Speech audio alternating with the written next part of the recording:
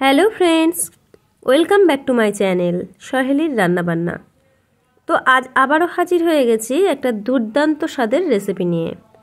আজ আমি করে দেখাবো রাজকীয় স্বাদের ফুলকপির কোরমার রেসিপি।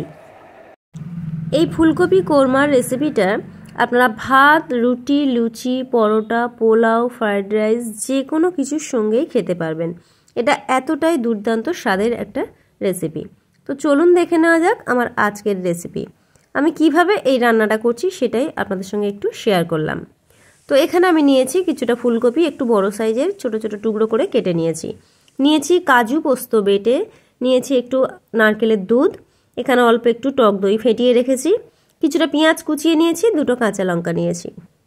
তো প্রথমেই আমি যেটা করব, এই ফুলকপিটাকে একটু হালকা লবণ জলে ভাবিয়ে নেব, তবে খুব বেশি সিদ্ধ কিন্তু করব না। তো তার জন্য আমি প্রথমেই একটা কড়া বসিয়ে দিয়েছি। কড়ায় কিছুটা জল দিয়েছি, একটু লবণ ফেলে দিচ্ছি।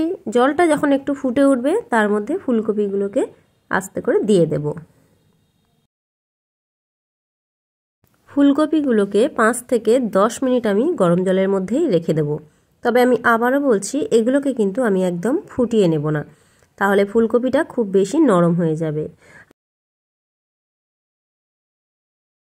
এবারে ফুলকপিগুলোকে আমি একটু জল ঝরাতে দিচ্ছি। অপরদিকে আমি কড়া বসিয়ে দিয়েছি। কড়ায় বেশ অনেকটা পরিমাণে তেল দিয়ে দিচ্ছি।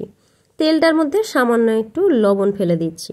এই তেলটা একটু গরম হয়ে গেলে এর মধ্যে কুচিয়ে রাখা পেঁয়াজটাকে আমি একটু বেরেস্তা করে নেব। তো দেখুন, আমি তেলের মধ্যে একটু সামান্য লবণ ফেলে দিচ্ছি। তেলের মধ্যে একটু লবণ ফেলে দিলে পেঁয়াজটা খুব তাড়াতাড়ি নরম হয়ে যাবে আর বেরেস্তাটাও খুব তাড়াতাড়ি হয়ে যাবে। তো আমি তেলের মধ্যে পেঁয়াজ দিয়ে দিয়েছি। পেঁয়াজটাকে এবার একটু ভালো করে ভেজে নেব। যতক্ষণ এটা খুব বেশি লাল হয়ে যাচ্ছে ততক্ষণই এটা কিন্তু নাড়াচাড়া করে নেব। এই পেঁয়াজটাকে বেরেস্তা করে নেব, এটাকে একটু তুলে নেব। পেঁয়াজ কিন্তু খুব সুন্দরভাবে ভাজা হয়ে গেছে। আমি এবার পেঁয়াজগুলোকে তুলে নিচ্ছি। পেঁয়াজ ভাজার পরে যে তেলটা ছিল সেই তেলের মধ্যেই আমি ফুলকপিগুলোকে দিয়ে দিচ্ছি। ফুলকপিগুলোকে ভালো করে ভেজে নেব, তবে খুব বেশি লাল করে ভাজবো না। এই কোরমা হোক বা ফুলকপির রোস্ট হোক, এইসব রান্নার ক্ষেত্রে ফুলকপিগুলোকে একটু হালকা সাদা করে ভাজলে তবে কিন্তু দেখতে ভালো লাগে, খেতেও ভালো লাগে। ফুলকপিগুলোকে আমি হালকা করে ভেজে নিয়েছি। এবার এগুলোকে একটু তুলে নিচ্ছি। আবারও কড়ায় কিছুটা পরিমাণ তেল দিয়ে দিলাম। তো তেলের মধ্যে দিয়ে দিচ্ছি ফোড়নের জন্য একটু গোটা গরম মশলা, দিয়ে দিচ্ছি সামান্য একটু জিরে, একটু তেজপাতা। ফোড়নটা যখন একটু ভালোভাবে ভাজা হয়ে যাবে তার মধ্যে দিয়ে দিচ্ছি প্রায় 2টো পেঁয়াজ বেটে রেখেছিলাম, সেই পেঁয়াজ বাটাটা দিয়ে একটু নাড়াচাড়া করে নিচ্ছি।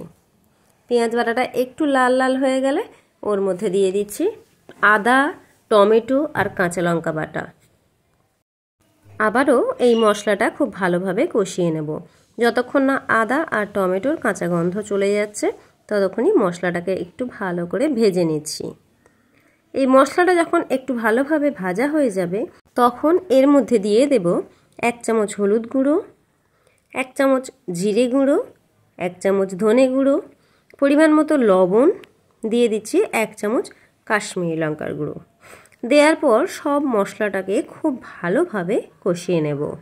মশলা যখন ভালোভাবে কষানো হয়ে যাবে, যখন মশলা থেকে দেখবেন তেল ছেড়ে দিয়েছে, তখন এই মশলার মধ্যে দিয়ে দেব বেটে রাখা কাজু, পোস্ত আর চারমগজ। তবে এই সময় গ্যাসের ফ্লেম থাকবে একদম লো টু মিডিয়াম। কাজু কিন্তু খুব তাড়াতাড়ি পুড়ে যায়, তো তার জন্য কাজু বাদাম দেওয়ার জন্য যাতে না পুড়ে যায় গ্যাসটাকে একদম কমানো থাকবে আর দিয়ে কিন্তু কন্টিনিউ নাড়তে হবে। তো দেখুন, আমি এখানে কাজু পোস্ত দেওয়ার পর ভালো করে মশলাটা কষিয়ে নিচ্ছি। সমস্ত মশলা যখন ভালোভাবে কষানো হয়ে যাবে, যখন মশলা থেকে তেল ছেড়ে দেবে, তখন এর মধ্যে দিয়ে দেব ভেজে রাখা ফুলকপিগুলো দেওয়ার পর খুব ভালোভাবে সমস্ত মশলার সঙ্গে কষিয়ে নেব। ফুলকপি আর সমস্ত মশলা যখন খুব ভালোভাবে কষানো হয়ে যাবে তখন এর মধ্যে দিয়ে দেব উষম গরম জল। তবে এই সময় কিন্তু ঠান্ডা জল একদমই ব্যবহার করা যাবে না। আর এই ফুলকপি আর মশলা কষানোর সময় যদি প্রয়োজন হয় আপনারা চাইলে একটু জল দিয়ে দিতে পারেন সামান্য। তো যাতে না মশলাটা পুড়ে যায় সামান্য একটু জল চাইলে দিতে পারেন। তো আমি এখানে আর জল অ্যাড করিনি। তো দেখুন মশলা আর ফুলকপি আমার খুব ভালোভাবে কষানো হয়ে গেছে। এবারে আমি এর মধ্যে দিয়ে দিচ্ছি প্রায় 1.5 গ্লাস মতো জল। জল দেওয়ার পর আমি এ সময় দিয়ে দিচ্ছি 2টো চেরা কাঁচা লঙ্কা। যেহেতু আগেই আমি আদা কাঁচা লঙ্কা বাটা দিয়েছিলাম, তো তার জন্য আর বেশি কাঁচা লঙ্কা দিলাম না। জল দেওয়ার পর আমি মিনিট 10 আমি এটাকে ঢাকা দিয়ে রেখেছিলাম। দেখুন ঝোল কিন্তু অনেকটাই কমে এসেছে। এবারে এর মধ্যে দিয়ে দিচ্ছি 4 চামচ ফ্যাটানো টক দই। তো টক দই দেওয়ার পর আমি এখানে দিয়ে দিচ্ছি 1.5 চামচ চিনি। যেহেতু টক দই দিচ্ছি তো তার ব্যালেন্সের জন্য একটু চিনি তো দিতেই হবে। তো চিনি দেওয়ার পর আবারও একটু ভালো করে নাড়াচাড়া করে নিচ্ছি। আবারও 5 মিনিট ফুটিয়ে নেব টক দই দেওয়ার পর। এবারে দিয়ে দিচ্ছি নারকেলের দুধ। এই নারকেলের দুধটা দেওয়ার জন্য তরকারিটার স্বাদ হয় দুর্দান্ত। আপনারা যদি নারকেলের দুধ না পান তাহলে আমুল স্প্রের দুধ গুলে দিতে পারেন কিংবা গরুর দুধও দিয়ে দিতে পারেন। তো তরকারি কিন্তু আমার একদম রেডি হয়ে গেছে। তো আমি দুধ দেওয়ার পর একটু ফুটিয়ে নিচ্ছি। তবে এখানে একটা কথা বলি, দইটা আমি প্রথমেই দিইনি, কারণ দই দেওয়ার পর তরকারি কিন্তু অনেক সময় যে কোনো সবজি কপি হোক আলু হোক সেগুলো একটু সিদ্ধ হতে সময় লেগে যায়, সব সময় সিদ্ধ হয় না, তার জন্য আমি দইটা এখানে লাস্টে ইউজ করলাম। আর দেখুন এবারে দিয়ে দিচ্ছি 1 চামচ গরম মশলা গুঁড়ো, দিয়ে দিচ্ছি 1 চামচ ঘি। এবারে আমি তরকারিটাকে নামিয়ে নেব। তরকারি কিন্তু আমার একদম রেডি হয়ে গেছে। ঘি আর গরম মশলা দেওয়ার পর আমি উপরে যে পেঁয়াজ বেরেস্তা করে রেখেছিলাম সেই বেরেস্তাটা ছড়িয়ে দিচ্ছি।